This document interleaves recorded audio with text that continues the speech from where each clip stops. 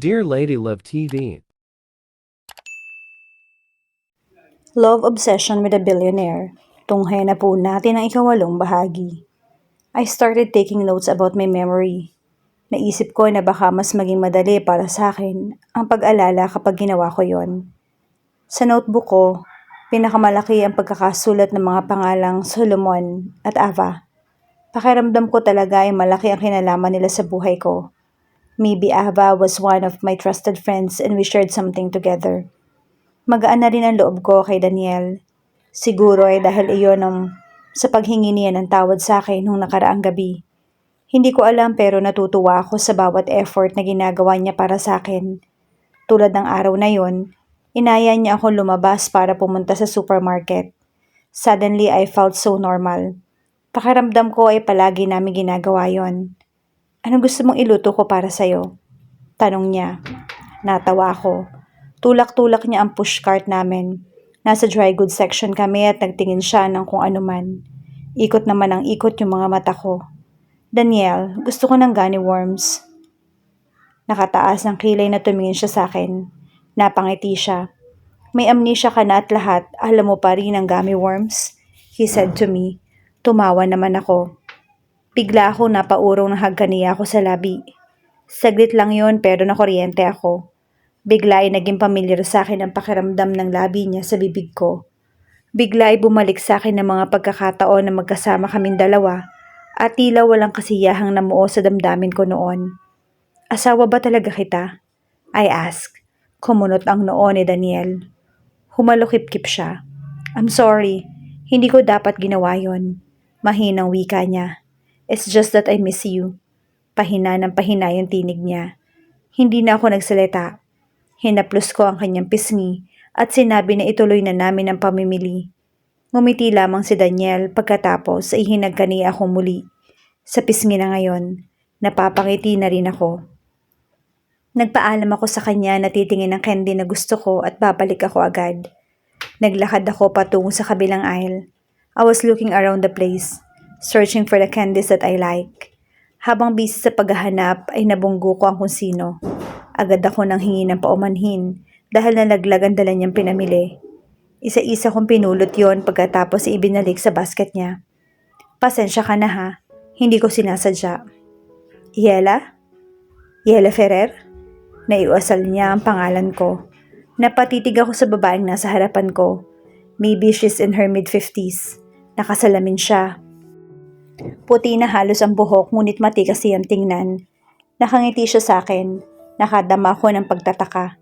Gusto kong sabihin sa kanya na hindi ko siya kilala, pero baka kilala ko siya, ay hindi ko lang siya matandaan ngayon dahil sa amnesia ko. Hello po, bakit hindi na kita matawagan? Tanong niya sa akin. Ilang linggo na akong pabalik-balik sa lugar na sinabi mo. Alam mo naman ang usapan natin. Gusto ka nang makita ng bata. Anong bata? Hindi ko maintindihan. The woman touched my face. May habig rin pala sa'yo. Tama ang mag-asawa. Mas maiging nasa iyo na siya. Nalungkot siya nang pumanaw ang mami at daddy niya. Pero naipaliwanag naming maigi sa kanya ang tunay na sitwasyon at gusto kanyang makilala. Ano po? Nakakaramdam ako ng kaba. Ano ba ang sinasabi niya? Kung mahalaga yon, kailangan ko yung matandaan. Lola? A voice of a little boy came out of nowhere. Nang sumilip ako ay nakita ko ang isang batang nakasuot ng blue shorts at puting t-shirt. As I look at the boy, hindi ko maiwasang maalala si Daniel sa kanya. Hinawakan niya ang kamay ng kausap ko, pagkatapos ay ibinigay niya ang candy na hawak niya. Ito po yung gusto ko. Wika pa niya. Hindi ko maintindihan kung para sa yung kabog ng dibdib ko. Kinakabahan ako. Habang nakatingin ako sa kanya ay nakakaramdam ako ng pangungulila. Napalunok ako. Gusto kong yakapin ang batang yon. Mon? Anang matandang babae. Look to your left. Do you see the lady? She is your real mom. What? What? Sumakit yung sentido ko. Ano ba ang sinasabi ng babaeng yun sa akin? Sinasabi niya bang may anak ako? Sinasabi niya bang sa akin ng batang to? Paano nangyari yon? Sinabi ni Daniel na wala kaming anak. The boy was looking at me with curiosity in his eyes. He did really remind me of Daniel. His eyes, his nose line, plus the jawline. Isama pa ang pagpout ng labi niya. Kinakabahan pa rin ako. Napaluhod ako at pinakatitigan ng batang lalaki. Nakalabi siya sa akin, ang taba ng mga pisngi niya. He had the same skin color as Daniel. Moreno pero ang gwapo-gwapo ng batang to. Ikaw ang mami ko? Tanong niya. Bakit mo ko nabigay sa mami kong isa? Even his voice sounded a lot like Daniel. Pero tumimo sa isipan ko ang sinabi niya na ipinimigay ko siya. Bakit ko naman siya ipapamigay? Kung anak ko siya, dapat akin siya. Nanlaki ang mga mata ko nang bigla niya akong yakapin at amuyin sa leeg. Nanigas ang buong katawan ko. Lola, aniya pagkalasakin. Lola, amoy mami din siya. Hindi ko alam na lumuluha na ako. Ano ba ang nangyari sa akin? Bakit nanginginig ang buong katawan ko? Bakit hindi ako makahinga? Bakit parang gusto magwala ng puso ko? Bigla akong tumayo. Iha, iiwan ko sa iyo yung number ko. May ibinigay na calling card sa akin ang matanda. Tawagan mo ako kapag kukuhanin mo na siya. Mukhang hindi ka pa handa. Nakatingin pa rin ako sa batang sinasabi niyang anak ko daw. Magbay ka muna sa mami mo. Bye, mommy. Wika ng paslit habang kumakaway sa akin. I smiled. My tears were falling and I couldn't stop it anymore. Hindi ko maintindihan kung bakit iyak lang ako ng iyak. Anak ko nga ba ang batang yon? Kung anak ko siya, bakit sinasabi niya na ipinamigay ko siya? Pinahid ko ang aking luha. Kailangan ko nang makatanda sa lalong madaling panahon dahil gusto kong maintindihan kung bakit ko ipinamigay ang anak ko. Bumalik ako kay Daniel. Iniisip ko kung sasabihin ko sa kanya ang pangyayari. But my guts told me not to say anything to him. I didn't know why but I'd like to trust my guts now. Yala, saan ka ba galing? Tanong niya sa akin. Ngumiti lang ako. Pwede na ba tayong umuwi? Masakit kasi yung ulo ko. Sagot ko sa kanya. Kumunot naman yung noo niya. May naaalala ka ba? Umiling ako. Hindi ko sasabihin sa kanya ang nangyari kanina. Alam kong dapat pero may nagsasabi sa isipan ko na huwag kong sabihin sa kanya dahil hindi niya dapat malaman. Sinasabi rin ng isipan ko na sasaktan niya ako sa oras na malaman niya. Isa pa kung anak ko ang bata ay dapat alam ni Daniel dahil siya yung asawa ko. Dapat niyang alam na anak namin ang batang yon. Pero malinaw pa sa sinag ng araw na wala siyang alam. Kaya ngayon ay nagtataka ako. Asawa ko nga ba talaga siya? Ngayon ay lalo ako nagdududa sa mga sinasabi niya. Asawa ko ba siya o niloloko niya lang ako? But he seemed to know everything about me. So what did this mean? Buong gabi kong hawak ang calling card na ibinigay sa akin ng matandang yon. Iniisip ko kung ano ang mangyayari sa akin, sa amin, sa batang yon. Kung bakit natatandaan ko ang mga panaginip na yon. I sighed. Ngayon ko lang napagtagni-tagni ang pangyayari. Hindi pa man malinaw sa akin, pero sigurado ako na may kinalaman sa akin ang batang yon. Simon. Napapangiti ako. Lumipas ang buong araw na ang batang yun lang ang laman ng isipan ko. Lalong umigting sa akin ang kagustuhang makaalala na. Naiinip na ako. Nang gabing iyon ay nakatulog na si Daniel na yakap ako sa kanyang mga bisig. Ngunit sa aking isipan, ay naroon ang batang lalaking may matabang pisngi na gustong-gusto akong makita at mayakap muli. Mon, bulong ko. Para bang sa pagtawag ko sa kanyang pangalan ay nakikita ko siya sa aking harapan. What? What did you say? Nang tingnan ko si Daniel ay mulat na mulat ang kanyang mga mata na puno ng panibugho. I wondered why he's like that. I wanted to tell him about the boy but I didn't. I chose to keep quiet because that's what I thought was right. Sino si Mon? Kunot na kunot ang noo niya. Ha? O wala. Inaantok na ako. Pumikit ako na ang laman ng isipan ay ang batang tumawag sa akin ng mommy. And my heart leaped. Sa kadahilan ng hindi ako napakali, ibinasa ko ang librong pag-aari ni Daniel. Understanding Amnesia is like Amnesia for Dummies. Nakakatawa. Mas naiintindihan ko yung sarili ko sa ngayon. At siguro kaya bumabait siya sa akin at gumagaan yung loob ko sa kanya ay dahil ginagawa niya yung mga techniques na sinasabi dito. Habang nagbabasa, ay nakita ko ang salitang hypnotize. Sabi, may mga instances na nakukuha sa hypnotismo ang pagbabalik ng alaala ng isang amnesia patient at ang paghihipnotismo ay nagagawa ng isang psychologist. Napabangon ako mula sa pagkakahiga ko sa sofa. Sakto naman akong napasukan ni Daniel sa ganun. Nakasuot lang siya ng boxer shorts at lantad na lantad sa harapan ko ang tattoo niya sa balikat. pati na rin ang six-packs abs na para bang ang sarap-sarap dilaan. Napansin ko rin na nakabukol sa pagitan ng kanyang mga hita. Biglain nauhaw ako. "What's wrong?" Kunot noong tanong niya. "Si Ava. Sabi ko nga sa'yo, diba? Yel, hindi mo siya best friend." Natatawang sabi niya. Umiling ako. Psychiatrist siya. Kitang-kita ko ang panlalaki ng mga mata ni Daniel. Para bang hindi siya makahinga. Hindi ko naman yun pinansin. Tapos professor ko siya sa university kaya ko siya kilala. Hindi ko alam kung paano pero naging parang Niagara Falls na bumubuhos sa akin ng mga alaala. Naalala ko na ang detalye sa pagkatao ni Ava. Pero hindi ko lang alam kung bakit nag-aaway kami ng asawa ko dahil sa kanya. "Naging babae mo ba siya?" Sigaw ko. Hindi ko alam kung bakit galit na galit ako kay Daniel ngayon. Sigurado ako na may kinalaman sila sa isa't isa. Parang gusto kong maiyak pero naunahan ako ng sakit ng ulo. Napaupo ako at napasinghap. Parang pinupukpok yung ulo ko. Binuhat ako ni Daniel papasok sa silid namin at tinabihan ako. Hinaplos-haplos na yung ulo ko. I could see flashes in my mind. Ava in front of the classroom teaching. I could see her smiling at us. Then suddenly I saw Daniel. I remembered him at the door while waiting. Ako ba yung hinihintay niya o si Ava? Then I had another memory of a girl named Lay. I remember talking to her. Binalingan ko si Daniel. Gusto kong makausap si Lay. I demanded, "You remembered Lay?" "Oh fuck." Napabangon ako. "I need to puff." I exclaimed. Natigilan ako. Naninigarilyo ako? Nambalingan ko si Daniel ay namumutla na siya. Ngunit kunot na kunot ang kanyang noo. "What's the brand of your cigarette?" "So I smoke." I ask. Nanakit na naman yung ulo ko. I bit my lower lip. Tumayo siya at umalis saglit. Nang bumalik siya ay may dala siyang isang baso ng tubig.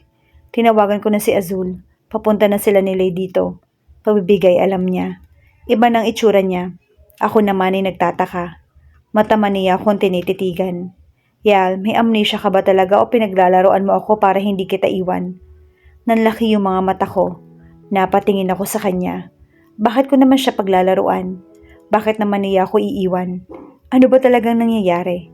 Was he really my husband? Bakit niya ako pinag-iisipan ng ganon? May kung anong mahapding kumurot sa aking puso. I hated that feeling and it really made me want to smoke. May nagsasabi sa isipan ko na kapag nakausap ko ang babaeng ang pangalan ay Lay, ay maliliwanagan ako. Hindi ko alam. Sa ngayon, nawala na naman ang tiwala ko kay Daniel. And now, I was just acting by instinct. Gusto kong maniwala sa kanya. Gusto kong ibigay ang lahat sa kanya pero hindi ko gagawin. Something was missing with his stories. He's not being truthful and I knew it. Hindi na ako kumibo. Tinalikuran ko na lamang siya at ipinikit ang aking mga mata. Suddenly, parang gusto kong umiyak. Masakit kasi sa tenga ang sinasabi niya sa akin. Nagpapanggap para hindi niya ako iwan. Hindi naman ako ganun kababa. Hindi ko ipagsasangkalan yung sarili ko para lang hindi niya ako iwan kung ayaw niya na talaga sa akin. Hindi ko na malayang nakatulog na ako. Nagising na lang ako sa mahinang tapik ng isang tao and when I opened my eyes, I saw a woman sitting beside me. Hindi ko siya kilala. Sino siya at anong ginagawa niya sa silid ko? "Sino ka?" "Lay," wika niyang nakangiti. Napaawang ang mga labi ko. Tinitigan ko siya. Paano ako makakasiguro na siya nga ang Lay na hinahanap ko kung ang pangalan lang niya yung alam ko? "ID, nais ko makasiguro." Nanlaki ang mga mata niya at saka lumabi. May kinuha siya sa bag niya at ipinakita sa akin ang mga IDs na meron siya. SS, PhilHealth, GSIS at Voters ID. Nakahinga ako ng maluwag na mabasa ko yung pangalan niya. Siya nga si Lay. "Natatandaan mo ako?" Sabi ni Azul na may amnesia ka daw pero hinahanap mo ako. Naalala ko kanina yung pangalan mo nung nabasa ko yung salitang Combantrin sa libro. It's like you are associated with the Pamurga.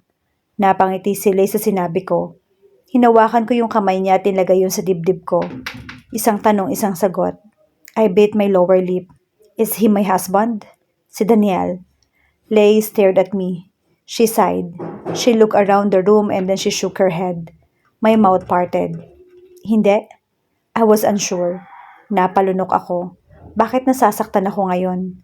Muling umiling si Lay sa akin. Napaluha ako. So basically everything he told me were lies. All of the things he said. Lahat ng alaala niyang sinabi na pinagsamahan namin ay hindi totoo. Niloloko niya ako. Iloko niya ako. Napaluha ako. Niyakap ako ni Lay. I felt so alone but she's with me.